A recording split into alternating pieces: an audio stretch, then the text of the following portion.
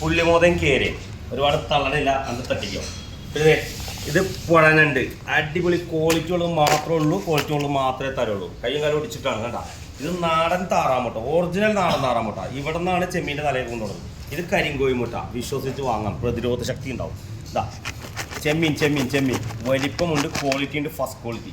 Beef പിന്നെ പറയണ്ട, ഇന്നത്തെ കരളേ കണ്ട, ഫാറ്റ് ഫാറ്റ് ഫാറ്റ്.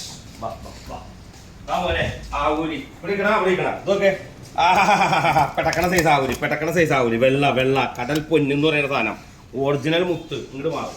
ഇതാ പിന്നെ ഏരി കണ്ടാ, എല്ലാത്തിനും ഇപ്പോഴത്തെ സ്ഥിതി എന്ന് പറയുന്നത് നല്ല കനുവരിക്കും, നീളം കുറവാണ്. ഇതേട്ടാ പരവേക്ക് നോക്കി, നല്ല പച്ച പരവ, പരവതാനി, അടിപൊളി പരവ. അതാ കരിമീൻ നോക്കും മോനെ, മുത്തുമണി മുത്തുമണി കരിമീൻ, അടിപൊളി കരിമീൻ, സൂപ്പർ. വലുത് അതിൻ്റെ തൊട്ട് ചെറുത് ഇതാ പിലോപ്പി, നാടൻ പിലോപ്പി, നല്ല സൂപ്പർ ഫസ്റ്റ് ക്വാളിറ്റി പിലോപ്പി. കാളാഞ്ചി കണ്ടാ, മുഞ്ചത്തി കാളാഞ്ചി ഇതാ, കിളി കിളി കിളി കിളി കിളി കിളി, 4 എണ്ണം 5 എണ്ണം 6 ഒക്കെ വന്നാൽ 1 കിലോ മേളിൽ തന്നെ സൂപ്പർ കിളി, നല്ല അടിപൊളി അയല.